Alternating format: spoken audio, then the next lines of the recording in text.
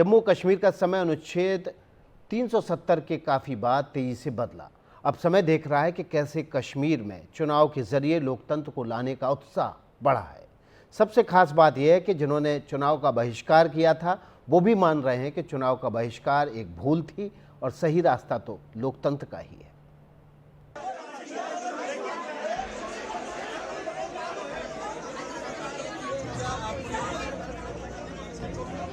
इस तस्वीर के कई पहलू हैं।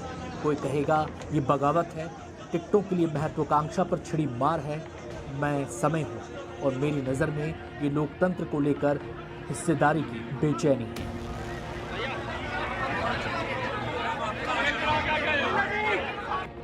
कहाँ तो घाटी में सवाल खड़ा होता था कि लोकतंत्र को कायम रखने वाला चुनाव यहाँ होगा कि नहीं। वहां चुनाव में हिस्सेदारी के लिए तमाम राजनीतिक दल बढ़ चढ़कर हिस्सा ले रहे हैं। प्रधानमंत्री नरेंद्र मोदी की सरकार जब दूसरी बार आई तो 5 साल पहले 5 अगस्त 2019 को जम्मू और कश्मीर में अनुच्छेद 370 को खत्म कर दिया गया।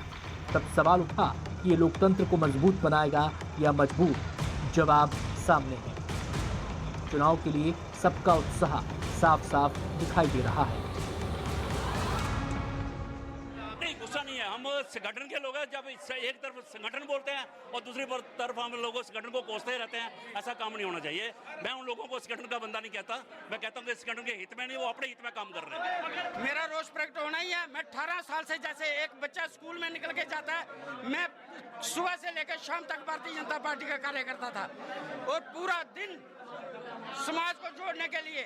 जिस टाइम पे मैंने अपने घर में झंडा लगाया था, लोग भारतीय जनता पार्टी का झंडा नहीं लगाते थे अपने घर में। ठीक है, आज मेरे साथ नाइंसाफी हुई है। कल जो पैराशूट से एसएसपी मोहनलाल की परसों ज्वाइनिंग होती है जहाँ पे, और आज उसका मैंडेट दिया जाता है। अगर ये मैंडेट नहीं बदला गया तो इसका खामियाजा भारतीय जनता पार्टी को भुगतना पड़ेगा। 15 साल से मैं इस पार्टी के लिए काम करता हूँ। आज जब कैंडिडेचर अनाउंस होता है, आप किसी को भी टिकट दे दो, हम ये कहते हैं कि भारतीय जनता पार्टी के कार्यकर्ता को आप टिकट दो। जो पहले मुझे बताए भारतीय जनता पार्टी का कौन सा ऐसा क्राइटेरिया है, कौन सा क्राइटेरिया बनाया है जिससे भारतीय जनता पार्टी को कैंडिडेचर दिया जाता है? मुझे बताइए, क्या वो ऐसी चेकलिस्ट बनाई है भारतीय जनता पार्टी ने? जम्मू कश्मीर में 3 चरणों में विधानसभा चुनाव होने हैं। मतदान 18 सितंबर, 25 सितंबर और 1 अक्टूबर को होने जा रहा है और नतीजे 4 अक्टूबर को आएंगे।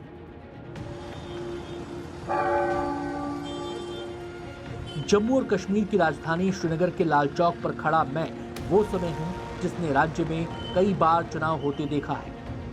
कई बार चुनावों को लहूलुहान होते भी देखा है तो कई बार शांति से लोकतंत्र के इस त्योहार को मनते भी देखा है। अब की बार मैं साफ साफ देख रहा हूं कि घाटी में भी चुनाव को लेकर लोगों में जोश है। इस बात से कोई फर्क नहीं पड़ता कि कौन किस पार्टी से लड़ रहा है। जैसे बीजेपी में टिकट को लेकर उतावले लोग दिखे, उसी तरह धरती की इस जन्नत में जमहूरियत का चिराग जलाने की तमन्ना ने कांग्रेस और नेशनल कॉन्फ्रेंस को एक कर दिया। 1987 के बाद पहली बार दोनों पार्टियां मिलकर चुनाव लड़ रही हैं। हम दोनों जमातें मिलकर उन ताकतों के खिलाफ लड़े जो यहाँ लोगों को बांटने की कोशिश कर रहे हैं, न सिर्फ रियासत में बल्कि सारे मुल्क में। और हिंदुस्तान इंडियन गठबंधन जो है वो बना इसीलिए था कि हम लोग उन फोर्सेस को जो कम्युनल डिवाइड और मुल्क को टुकड़ा करना चाहते हैं उनसे लड़े जाए। आज खुशी की बात है कि हम लोगों ने नेगोशिएशंस पूरे कर दिए हैं और बड़ी ही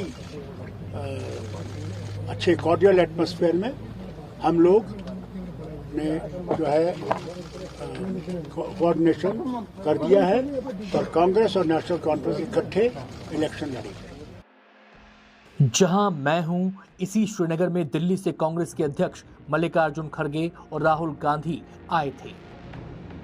फारूक अब्दुल्ला और उमर अब्दुल्ला से मुलाकात की, फिर केसी वेणुगोपाल और सलमान खुर्शीद आए, फिर से बात की। मामला इस बात पर फंसा था कि घाटी की 47 सीटों में नेशनल कॉन्फ्रेंस कांग्रेस को 7 सीटें दे रही थी और कांग्रेस 10 से कम पर राजी होने के लिए तैयार नहीं थी। उसी तरह जम्मू में नेशनल कॉन्फ्रेंस जितनी सीटें चाहती थी उसके लिए कांग्रेस तैयार नहीं थी। आखिरकार कांग्रेस और नेशनल कॉन्फ्रेंस इस बात के लिए तैयार हो गए कि एनसी 51 सीटों पर लड़ रही है जबकि कांग्रेस 32 सीटों पर। अब इससे ज्यादा लोकतंत्र की मजबूती का सबूत और क्या मिल सकता है कि जिस उमर अब्दुल्ला ने जम्मू कश्मीर के पूर्ण राज्य का दर्जा बहाल होने तक विधानसभा चुनाव के बहिष्कार की घोषणा की थी, उसको उन्होंने अपनी गलती माना। वो खुद गांदरबल सीट से चुनाव लड़ रहे हैं। मैं देख रहा हूँ कि नेशनल कॉन्फ्रेंस और कांग्रेस का गठबंधन हो, चाहे पीडीपी हो या फिर बीजेपी हो, इन दलों से आगे जिन लोगों ने कभी बंदूक की वकालत की थी वो भी आज जम्मू कश्मीर के चुनाव में हिस्सा ले रहे हैं।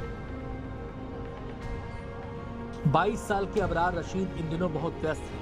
उनके पिता इंजीनियर रशीद जेल में हैं तो उनकी अवामी एतिहाद पार्टी के लिए अबरार गली गली जाकर वोट मांग रहे हैं। जी देखिए, बिल्कुल हमारे लिए ये बहुत मुश्किल टास्क था, लेकिन देखिए फिर जब लोग निकले, लोगों का साथ था, तो फिर जब लोग चाहते तो वो कोई भी ताकत जो है वो पलट सकते हैं।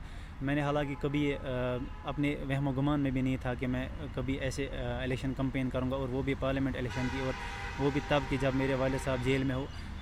तो वो जेल में थे, वो एक बुनियादी वजह बनी कि हमें कैंपेन जो है वो करनी पड़ी, वरना हम पढ़ाई कर रहे थे, हमें इसके साथ कोई लेना देना नहीं था। हमारे वाले साहब ने हमेशा सियासत से हमें बहुत दूर रखा था, तो एक मजबूरी थी। वो हमने उम्मीद की थी कि जिस तरह से अरविंद केजरीवाल को जो है इलेक्शन कैंपेन के लिए पैरोल पे छोड़ा गया था, शायद रशीद साहब को भी छोड़ दिया जाएगा, लेकिन ऐसा कुछ हुआ नहीं। तो फिर हमें जो है वो कैंपेन करने के लिए निकलना पड़ा, और फिर जो लोगों का एक रुझान था, ख़ास तौर पर जो नौजवान को हमने इस इलेक्शन प्रोसेस में लाया। इंजीनियर रशीद ने जब से जम्मू कश्मीर के पूर्व मुख्यमंत्री उमर अब्दुल्ला को हराया है, तब से घाटी की सियासत में बदलाव देखा जा सकता है, और उसी बदलाव का नतीजा है इस बार विधानसभा चुनाव में कई अलगाववादी गुट हिस्सा ले रहे हैं, जिनमें जमात इस्लामी भी एक है। आप ये बताएंगे कि अगर जमात पे बैन हटी होती तो आप क्या जमात के बैनर तले ये इलेक्शन लड़ते?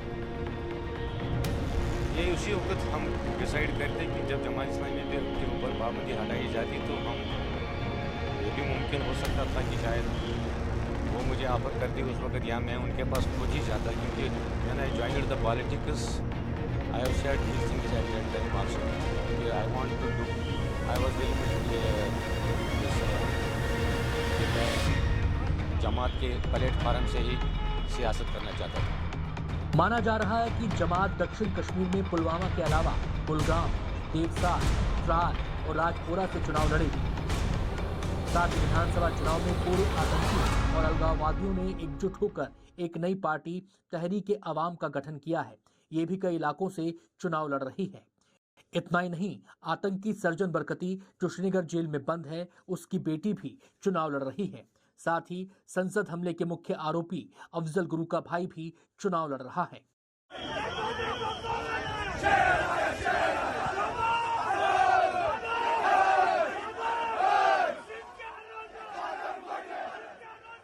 दूसरी ओर ऐसे भी कई उम्मीदवार हैं जिन पर यूएपीए के तहत मामले हैं, जैसे पीडीपी के यूथ विंग का लीडर वाहिद पारा भी है, जिस पर एनआईए ने 4 साल पहले मामला दर्ज किया था।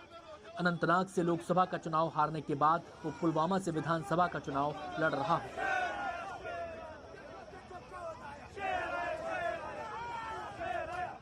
Kashmir is an idea for all of us, and that idea is to protect the Kashmir's fragile ecology. Kashmir हम सब के लिए एक विचार है। कश्मीर के पहाड़ और नदियां सब मिलकर इसे सुंदर बनाते हैं। नदियों का बड़े पैमाने पर शोषण हो रहा है, जंगलों को बड़े स्तर पर काटा जा रहा है, सभी संसाधनों का शोषण हो रहा है। इसको सरकार की तरफ से इग्नोर किया जा रहा है। In the mountains, in the plateaus, in the streams of Kashmir, everywhere, our resources are being exploited by locals and non-locals, and all this is being completely ignored by the government. There's no attention towards such things. अभी तक ज्यादातर अलगाववादी दल जो हैं वो सरकार के खिलाफ बोलते थे और चुनावों का बहिष्कार करने का ऐलान करते थे, लेकिन इस बार वो खुद चुनाव लड़ रहे हैं या फिर उनके परिवार वाले चुनाव लड़ रहे हैं। इसे एक अच्छी पहल माना जा रहा है और माना जा रहा है कि ये एक 360 डिग्री का टर्न है, जो कश्मीर घाटी के लिए एक अच्छा संकेत है। हालांकि कुछ राजनीतिक दलों का ये भी कहना है कि कहीं ये कैंडिडेट्स भारतीय जनता पार्टी के प्रॉक्सी कैंडिडेट्स बनकर ना रह जाएं। जिस पीडीपी से वाहिद पारा जुड़ा है, उस पीडीपी में भी लोकतंत्र का हिस्सेदार बनने के लिए क्या कुछ हो रहा है, उसको मैं साफ साफ देख रहा हूँ। पीडीपी के प्रमुख महबूबा मुफ्ती ने अपनी बेटी इल्तिजा मुफ्ती को बिजबेहड़ा से चुनाव लड़ाया है। मैं यहाँ आज चारेगाम में हूँ, जहाँ पे बहुत दिनों से जो पहलगाम डेवलपमेंटल अथॉरिटी है वो आके यहाँ लोगों के घर डिमोलिश कर रही है, बुलडोजर लाके लोगों के घर तोड़ रहे हैं। और मुझे समझ में नहीं आ रहा है कि जो पीडीए है उनका यहाँ क्या काम है, क्योंकि सबसे पहली चीज रूरल एरिया में पीडीए की कोई जुरिस्डिक्शन नहीं है। तो मेरी एलजी साहब से यही गुजारिश है कि आप प्लीज यहाँ पे हर रोज जेसीबी भेज के, बुलडोजर भेज के, what will you achieve of it. In families को इतने साल लगते हैं एक घर बनाने में, और वो घर जो इनकी सालों की सेविंग्स पे बनता है वो आके आप 1 मिनट में तोड़ देते हैं। लेकिन इल्तिजा की इस उम्मीदवारी को लेकर पीडीपी में कई नेता खफा हैं। जानकारी के मुताबिक इल्तिजा का नाम सबसे पहली सूची में आया, तब से पार्टी में काफी विरोध हो रहा है। इस इलाके में 1999 से 2018 तक पीडीपी के अब्दुल रहमान वीरी प्रतिनिधित्व करते रहे हैं। जब भी मुफ्ती सरकार बनी तो वीरी जरूर मंत्री बने, लेकिन वीरी अब बिजबेहड़ा से एक स्वतंत्र उम्मीदवार के रूप में चुनाव लड़ने की योजना बना रहे हैं। हालांकि पार्टी ने उन्हें अनंतनाग पूर्व से टिकट की पेशकश की है। अमन तो कब्रिस्तान में भी होता है, मगर इज्जत से अमन, जिसमें लोग जिए, बात करें, सर उठा के चले, तो हम उसी अमन को चाहते हैं। और मुझे खुशी है कि आज कमर साहब हमारे साथ दोबारा जुड़ गए हैं, और मुझे उम्मीद है कि ये पीडीपी की जो हमारा एजेंडा है, पीडीपी की जो हमारी ख्वाहिश है कि जम्मू कश्मीर के लोगों को इस मुसीबत से, इस दलदल से निकालना है, उसमें पूरी मदद करेंगे। दरअसल जब से पीडीपी ने पहली 8 उम्मीदवारों की लिस्ट निकाली है, उसमें कई पूर्व विधायकों और डीडीसी सदस्यों के नाम गायब हैं, जिसमें बगावत भी है, सियासत भी है, लेकिन जमहूरियत को लेकर जोश भी है। अब चुनावी डुगडुगी तो बच गई, बस मेरे साथ आप भी देखिए कि चुनाव में डंका किसका बजता है।